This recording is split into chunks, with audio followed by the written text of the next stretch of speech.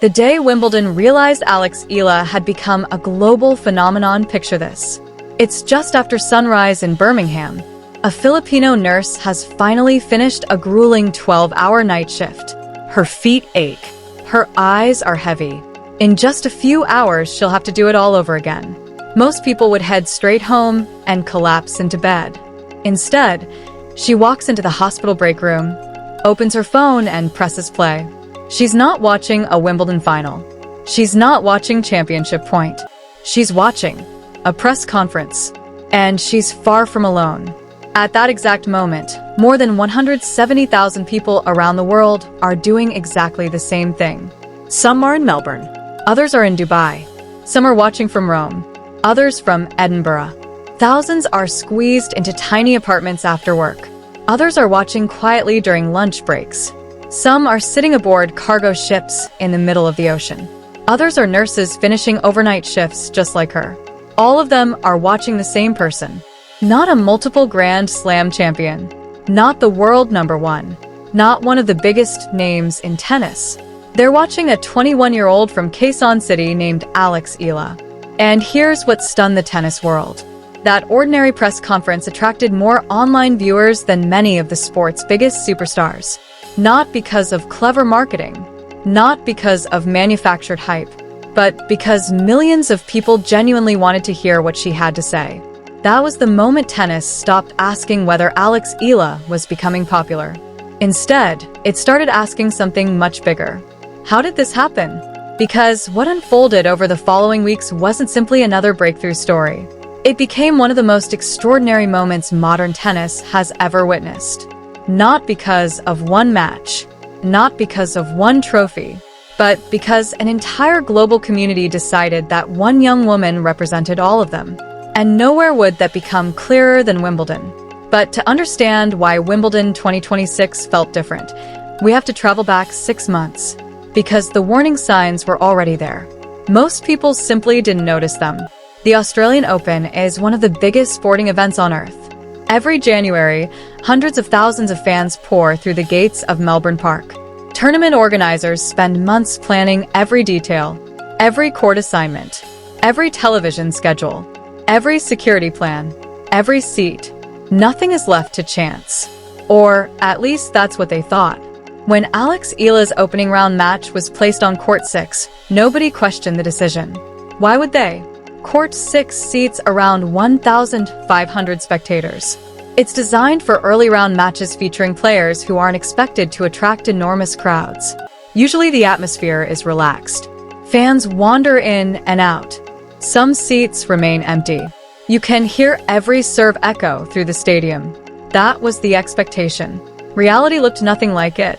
Hours before Alex even stepped onto the court, lines were already stretching across Melbourne Park. Fans kept arriving. Security staff initially believed the queue would settle down. Instead, it kept growing. Within a short time, the court reached capacity. Then the surrounding walkways filled. Then the entrances became completely blocked.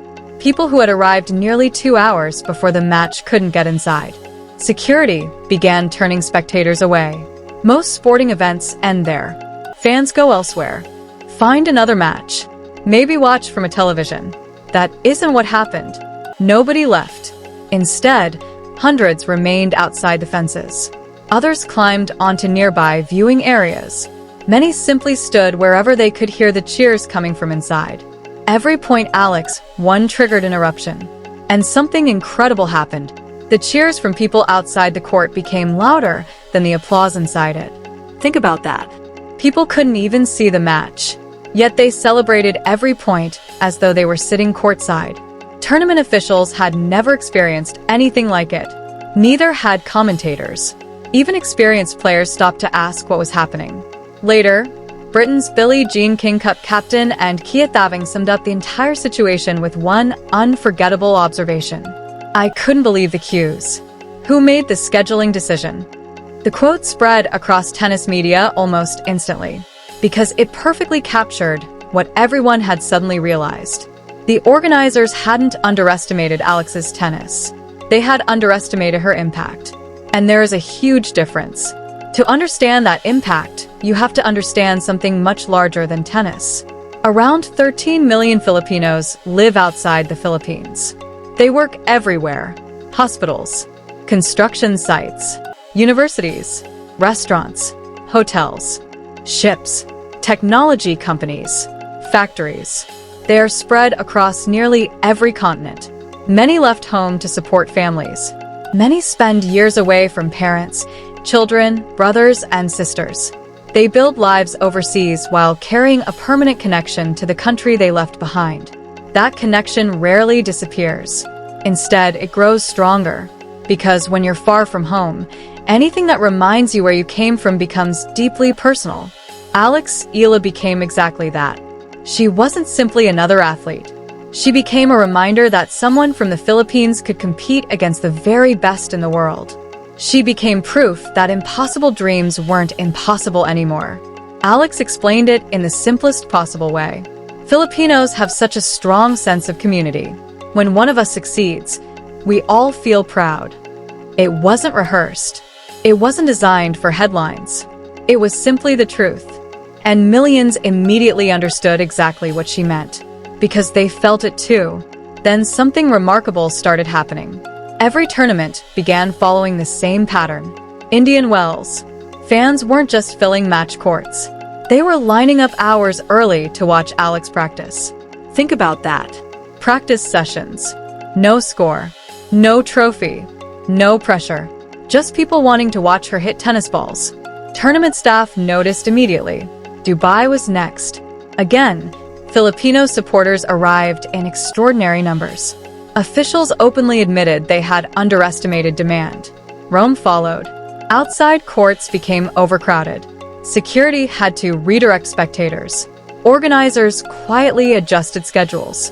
Yet the same thing happened every time. The crowds kept growing. Different country, different tournament.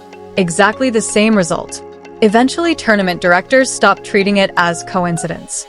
They started recognizing a pattern. Wherever Alex Eala played, people showed up. Not dozens, not hundreds, sometimes thousands. And that forced an uncomfortable question.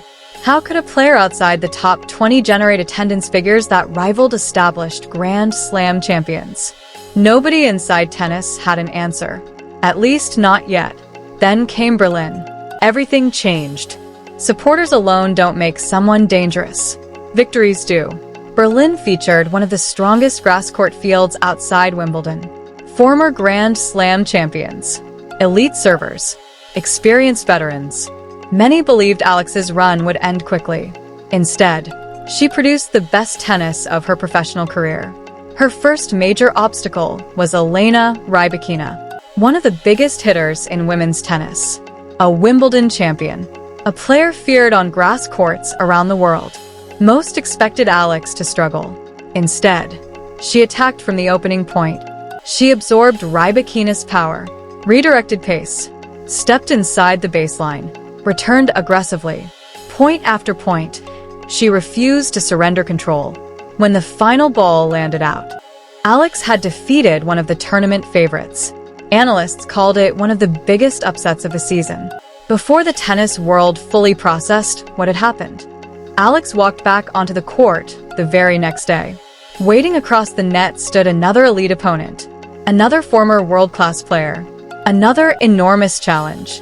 Most players emotionally crash after a career-defining victory. Alex didn't. She played with even greater confidence.